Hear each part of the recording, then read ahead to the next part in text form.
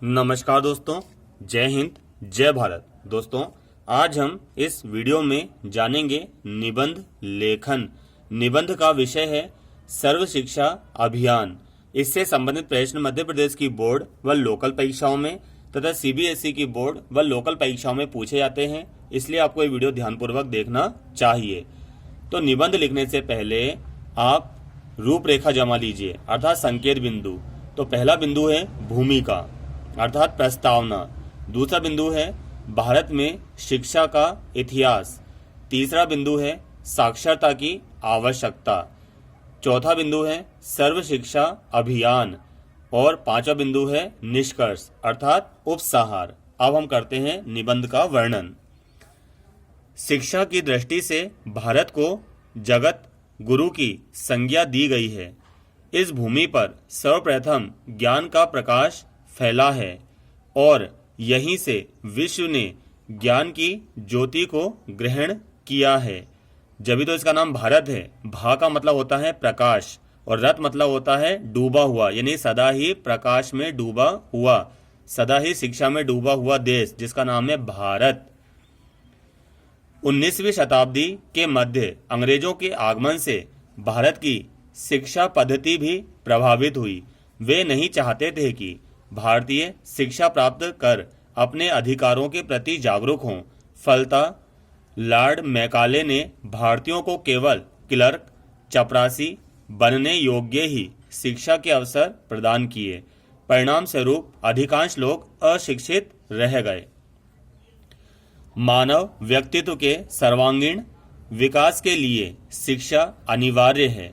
इसके अभाव में मनुष्य न तो अपना विकास कर सकता है और न ही समाज के विकास में योगदान दे सकता है। जिस देश के नागरिक शिक्षित होंगे वही देश उन्नति के पथ पर अग्रसर होगा, क्योंकि शिक्षित व्यक्ति ही उचित अनुचित का भेद कर सकता है। अतः भारत जैसे लोकतंत्रात्मक देश में नागरिकों का साक्षर होना अनिवार्य है। इस दृष्टि से स्वतंत्रता प्राप्ति के उपरांत सरकार ने सर्व शिक्षा अभियान चलाया, जिसका अर्थ है देश के छोटे बड़े सभी को अक्षर ज्ञान कराने के लिए व्यापक प्रयास। इसके माध्यम से सभी को शिक्षित करने का लक्ष्य रखा गया। केंद्र व राज्य सरकारें अपने अपने ढंग से प्रयास कर रही हैं। विद्यालयों की संख्या में निरंतर वृद्धि होती जा रही है। रात्रि पाठशालाएं, आंगनवाड़ी आदि प्रयास उल्लेखनीय हैं। 14 वर्ष तक की आयु के सभी बच्चों के लिए शिक्षा अनिवार्य व निःशुल्क कर दी गई है। दिल्ली सरकार द्वारा आरंभ में की गई लाडली योजना इस संबंध में एक ठोस कदम है।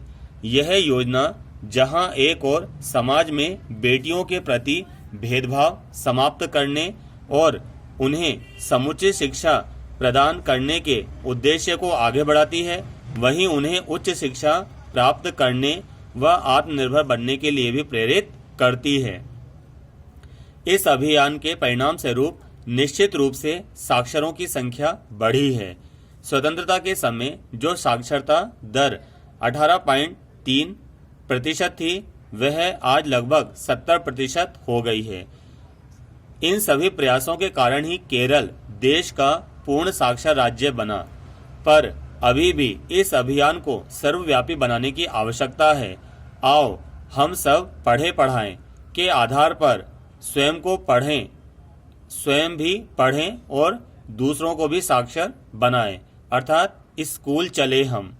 साक्षरता का है जो प्रयासी, साक्षरता का है जो प्रयासी, वही है सच्चा भारतवासी।